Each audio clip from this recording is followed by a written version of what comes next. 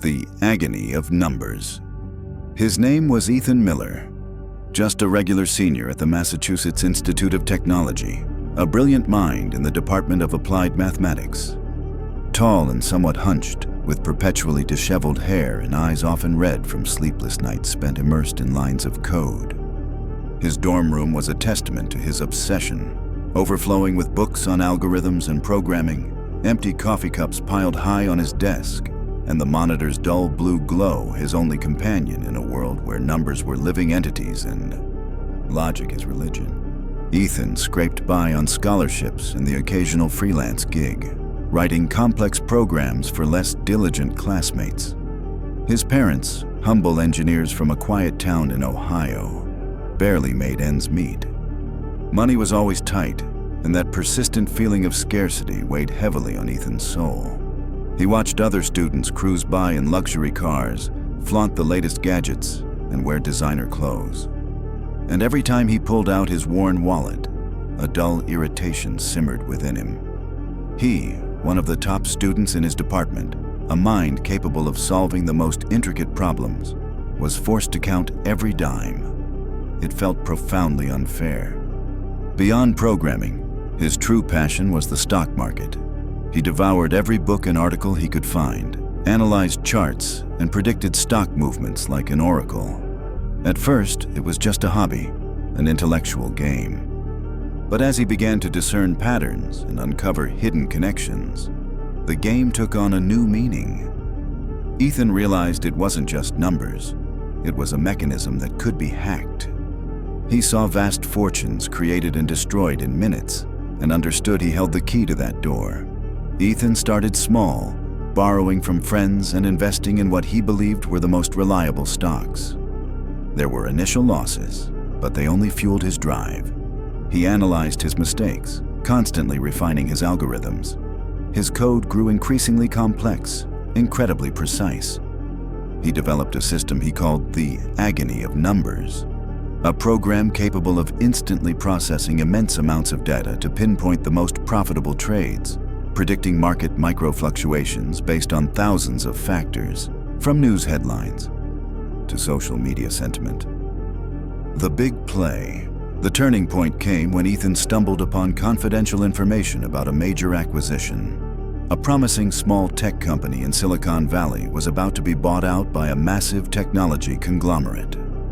The tip-off came indirectly, through a casual conversation with the son of a high-ranking executive who also attended MIT. Ethan immediately fed the details into the Agony of Numbers. The results were astonishing. The program predicted not just growth, but an explosive surge in the target company's stock within days. This was the black swan event traders dreamed of, an unexpected catalyst that promised exorbitant profits. Ethan didn't have enough capital to capitalize on this opportunity fully. He paced his dorm room, his mind racing. Then, he remembered Liam.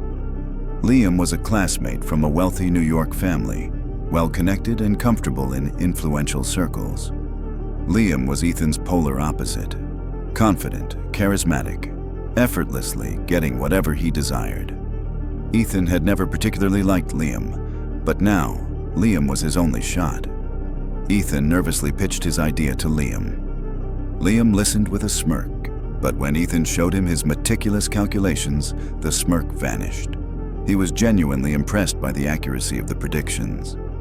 Liam agreed to invest a substantial sum, but set a condition. 70% of the profits would go to him, 30% to Ethan. Ethan, knowing this was his sole chance, reluctantly agreed.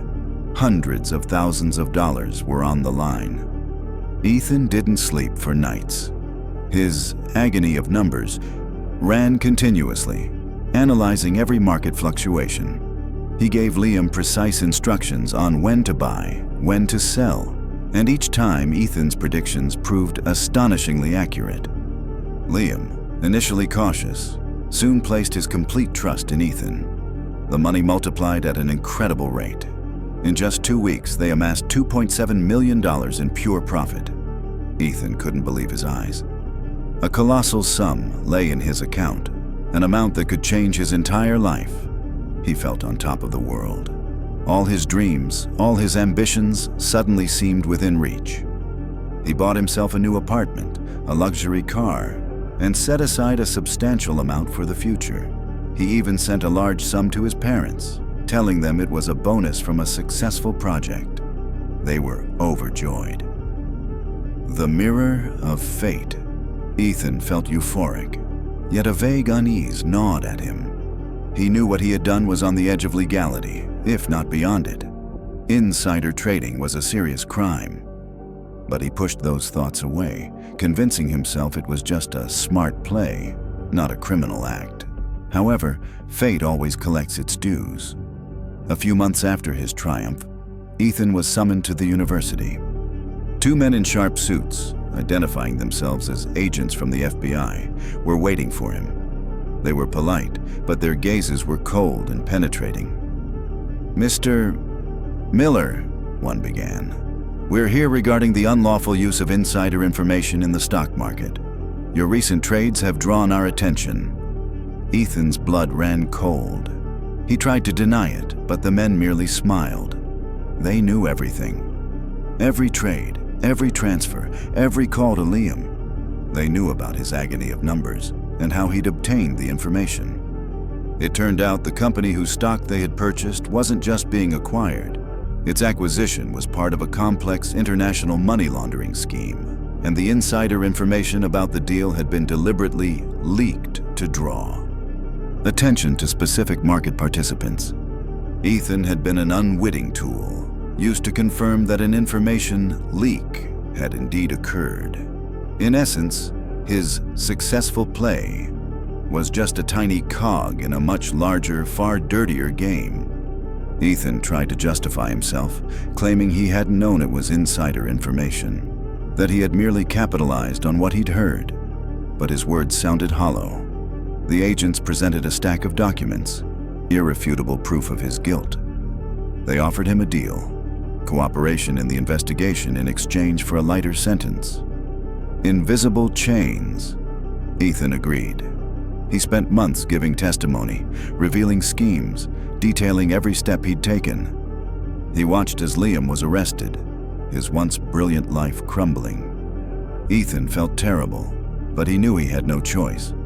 Ultimately, Liam received a lengthy prison sentence, while Ethan, thanks to his cooperation, avoided jail time. But his life was shattered.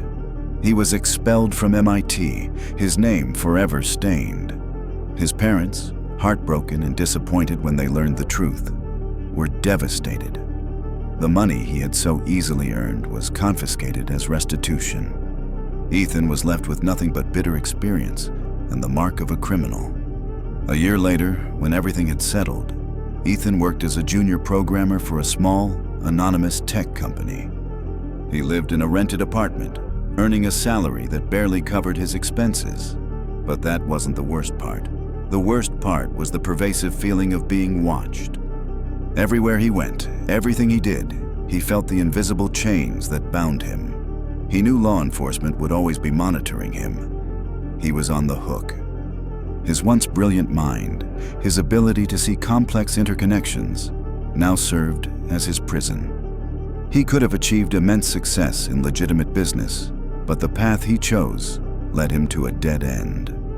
He made $2.7 million, but he lost far more: his reputation, his freedom, and his future.